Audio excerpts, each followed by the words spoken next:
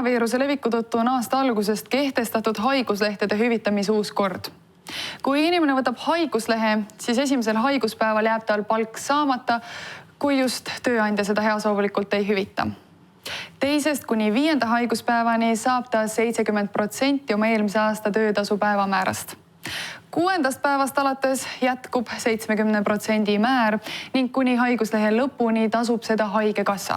Keskmine haigekassa poolt Tallinna elanikule makstav haigushüvitise päevamäär on 26,7 eurot. Nüüd hüvitab Tallinn kõigil elanikele haiguslehe korral ka esimese haiguspäeva.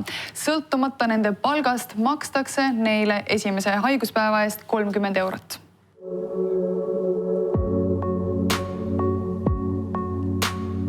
Selle nädala seisuga on 66% koroonaviiruse haiguskolletest Tallinnas töökohakolded. Nii mõnedki inimesed kipuvad tööle minema haigena. Inimesed kas siis arvavad, et siiski selline kerge kurguvalu või peavalu ei ole seotud kuidagi koroonaviirusega.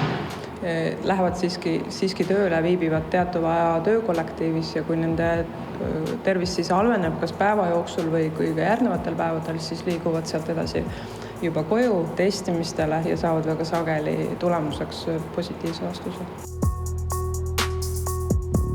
Kolmapäeval tegi Tallinna linnapea Mihhail Kõlvart teatavaks, et linn hakkab hüvitama siinsete elanike esimest haiguspäeva. See on sotsiaalmajanduslik probleem, et inimesed ei julge haiguslehe vormistada, sest nad kardavad kaotada sissetulekus või tööandja seda eriti ei aktsepteeri. Juba nädal tagasi pöördus linn valitsuse poole ettepanekuga hakata hüvitama haigeks jäänud esimest tööpäeva üleriigiliselt, kuid ametlikku vastust sellele ei tulnud.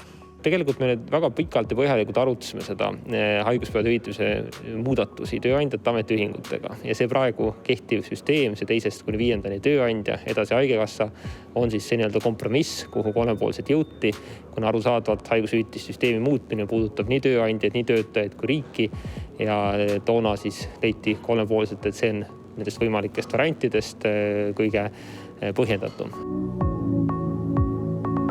Kas teie meelest peaks praeguses olukorras olema nii, et kui te haiguslehe võtate, siis hakkate raha saama kohe esimesest haiguspäevast? Ma ei oleks vastu sellele. Ma ei tea, miks mitte. Jah, peaks küll. Miks peaks? Sest et see distsiplineeriks inimesi rohkem jääma koju kohe esimesest päevast, kui on mingisugused väiksemadki haigussümptomid. Kas teil on kunagi olnud niimoodi, et olete haigena pidanud ka tööle minema? Võimalik. Olete lausa miks te olete haigena tööle läinud? Kuna tuleb teenida. I work at the embassy, so we're not allowed to go to work, of course, if we were sick. And we also have very strict rules about when to go to work and not. So at the moment we're working only part of the personnel is going to work and the rest is staying at home, working from home, stuff like that. No enne koroonat oli nagu selles mõttes nohu ja keha oli nagu ükskõik nii-öelda. Praegu pigem ei läheks. Aga mis motiveeris teid ikkagi minema, kui nohu ja kõhal, et miks te koju puhkama ei jäänud? Ja töö tuleb ära teha ju. Süüa tahaks ka ju. Ja. Praegu tuleks ikkagi mõelda, et selle nakkuse laialdase levikuga kaasnevad kulud on suuremad, samuti see, kui see nakkus viiakse töökohta ja seal nakatub märksa rohkem inimesi. Nii et mina igal juhul pooldaksin seda, et inimene saaks oma kodusoleku ja haigena kodusoleku aja hüvitatud ka isolatsioonis oleku ajal. Meil on päris palju majanduslikus raskuses olevaid inimesi, kes tõesti loevad iga eurot oma rahakotis, et siis on see väga tänuväärne otsus, et see tegelikult on väga suur samm inimest väärtustava töökeskkonna poole, et ta ei pea valima nagu töö ja tervise vahel. Linna poolt makstavat haigushüvitist saab hakata taotlema tagasiulatuvalt alates 15. aprillist nii e-taotluskeskkonnas kui ka linnaosavalitsuse teenindussaalis. Esialgse plaani järgi kehtib meede aprilli lõpuni, kuid vajadusel seda pikendatakse.